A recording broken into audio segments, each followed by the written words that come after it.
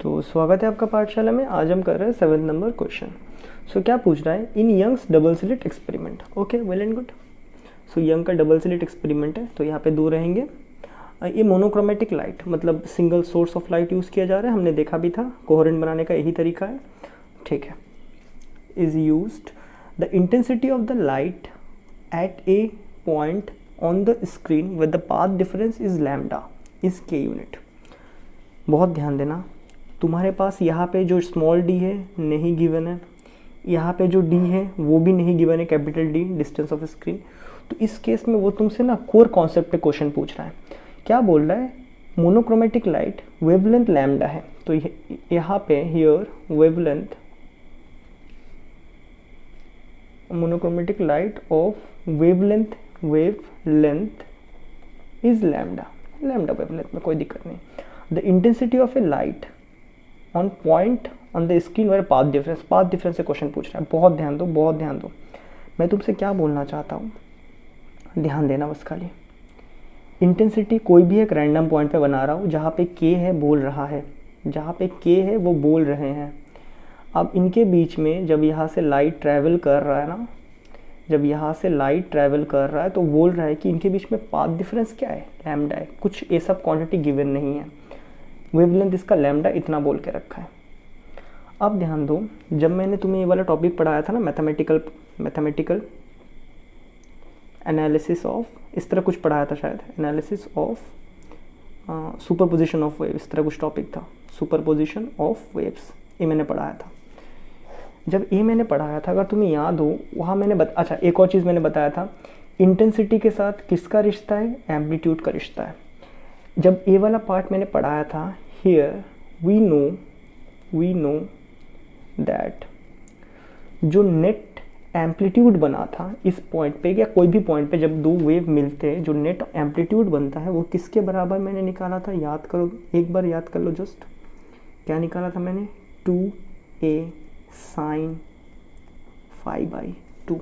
याद आया क्या, 2a cos π/2 था। यहाँ पे फाई क्या था तुम्हारा, फेज डिफरेंस था। ये हमने पढ़ाया था, ये हम पढ़ाया था आप लोगों को कि A net is equal to 2 cos π/2 है। Well and good. अब देखो, अब ध्यान देने वाला बात है, इंटेंसिटी क्या है, स्क्वायर के बराबर है, तो नेट इंटेंसिटी भी स्क्वायर के बराबर है। तो इसको स्क्वायरिंग करो, स्क्वायरिंग बोथ साइड्स। मुझे पता है इसका एक फॉर्मूला भी है, वो तुम लोगों ने देखा भी होगा, बट मैं उससे नहीं करवा रहा हूँ, क्योंकि वो बच्चों लोग ना अक्सर पूछते क्या इजी तरीके से हो सकता है, तो हो सकता है भाई, सिंपल कॉन्सेप्ट से कर सकते हैं। स्क्वायरिंग ऑन बोथ साइड, तो करोगे तो स्क्वायरिंग, तो ये बनेगा ए नेट का स्क्वायर। यहाँ कितना बन जाएगा, 2a का स्क्वायर करोगे तो 2 का स्क्वायर 4, a का स्क्वायर तो a स्क्वायर ही रहेगा, और यहाँ पे cos स्क्वायर π/2 ये हो गया। अब हमें पता है इंटेंसिटी का रिश्ता तो किसके साथ है, एम्पलीट्यूड के स्क्वायर। तो आप इसको क्या लिख सकते हो, क्या आप इसको लिख सकते हो, ए नेट स्क्वायर को, दैट इज़ इंटेंसिटी उस पॉइंट पे जो इंटेंसिटी बना होगा, that is 4a square cos square π/2। यहाँ तक बातें समझ आता है। अब एक एक करके केस डिस्कस करते हैं। सो केस 1, फर्स्ट केस वो क्या बोल रहा है, अभी इजी हो जाएगा। The intensity of light, that is intensity of light on the point on the screen when path difference is lambda. So path difference कितना बोल रहा है, पाथ डिफरेंस से जाके तुम्हारे पास इज लैम्डा। मैंने तुम लोग को बताया था, अगर पाथ डिफरेंस लैम्डा है कोई दो वेव के बीच में, इसका मतलब क्या होता है पता है, ऐसा कुछ बिहेव कर रहा है वेव। तो दिख रहा है ना, यहाँ पे क्या एक वेवलेंथ है, ये दूसरा वाला का, तो यहाँ से यहाँ एक wavelength, that is lambda path difference है। तो लैम्डा पाथ डिफरेंस मतलब कितना फेज का है, 0, 90, 180, 270, 360, that is lambda path difference 2 pi phase difference के बराबर, that is path difference is lambda. Then हम लिख सकते हैं, देन फेज डिफरेंस कितना होगा, फेज डिफरेंस इज 2 पाई। ये मैंने तुम लोग को पढ़ाया भी था। यहाँ तक अगर बातें क्लियर है, देयरफॉर मैं लिख सकता हूँ वहाँ पे इंटेंसिटी किसके बराबर रहेगा उस पॉइंट पे, that is 4a square cos square phi के जगह में लैम्डा, अगर पाथ डिफरेंस है तो फेज डिफरेंस 2 पाई होगा, तो यहाँ पे फेज डिफरेंस 2 पाई लिख दिया बट्टा 2 कट गए। और हमें बोला भी है इस पॉइंट पे जो इंटेंसिटी बनता है उसे तुम कितना मानो, के यूनिट्स मानो। तो मैं लिख देता हूँ, इस पॉइंट पे जो इंटेंसिटी बन रहा है वो के यूनिट्स है। सो 4a स्क्वायर cos स्क्वायर। अब ये एक सिंपल है, देखो एम्पलीट्यूड बताया था ना, ए होता है एम्पलीट्यूड। अगर एक मोनोक्रोमेटिक सोर्स यूज़ कर रहे हैं तो भाई इस थोड़ी ना इसका एम्पलीट्यूड चेंज होगा, वो तो सेम रहेगा ना। 4a² cos square pi. Cos pi का वैल्यू 1 है या -1 जो भी बोलो। अब देखो आई थिंक पॉजिटिव 1 ही है, तो +1 भी लोगे तो +1 का स्क्वायर क्या है, कॉस पाई 1 है। अगर -1 भी है तब भी फ़र्क नहीं पड़ता है। So cos square pi that is कितने कॉस पाई है, 2 कॉस पाई आपस में मल्टीप्लाई है, तो 1 को तुम 2 बार मल्टीप्लाई करोगे तो 1 ही मिलेगा ना। सो के कितना आ रहा है तुम पे 4a² और यहाँ पे 1 दैट इज़ कुल मिला के 4a² आ रहा है तुम्हारे पास के का वैल्यू। ये वाला पार्ट खत्म।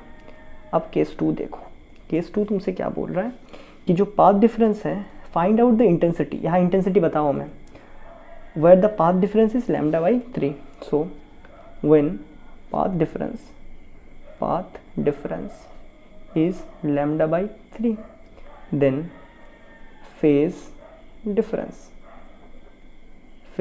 तो कुल मिला के फेज डिफरेंस मतलब थीटा के टर्म पे करना है, तो जस्ट इसी को कन्वर्ट कर दो, तो लैम्डा को कन्वर्ट कर दो। हमें पता है लैम्डा फेज में 2π होता है, नहीं लैम्डा पाथ में 2π फेज होता है, तो 2π/3 बन गया तुम्हारा, 2π/3 फेज डिफरेंस बन गया। अब निकालो उस पॉइंट पे जो भी इंटेंसिटी है, निकालो उसको। सो वहाँ पे इंटेंसिटी का सेम फॉर्मूला यूज़ करेंगे जो यहाँ पे हमने निकाला था, दैट इज़ 4।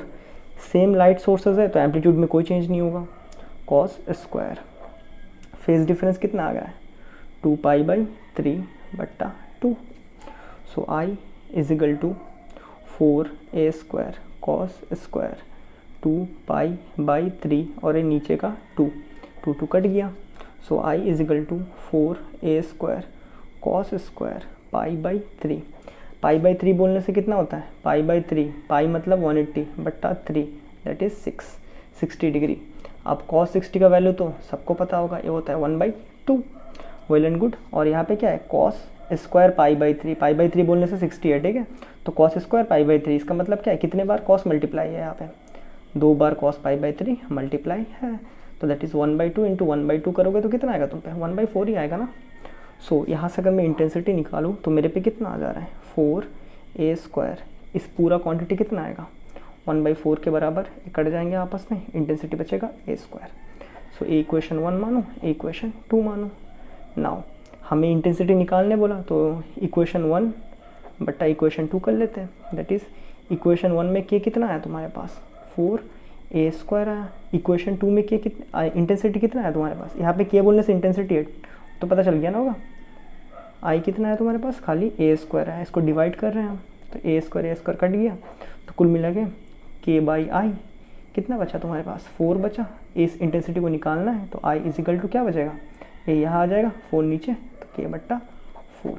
सो यहाँ पे तुम चाहो तो स्टेटमेंट लिख सकते हो, that is when path difference become λ/3 intensity decreased by 1/4 times of initial intensity। क्या ये बातें क्लियर है, डन है ये बात है। तो यही था बस क्वेश्चन। आई होप आपको ये चीज़ बहुत बढ़िया से समझ आया होगा। मैं मिलता हूँ आपसे नेक्स्ट क्वेश्चन में, तब तक के लिए गुड बाय।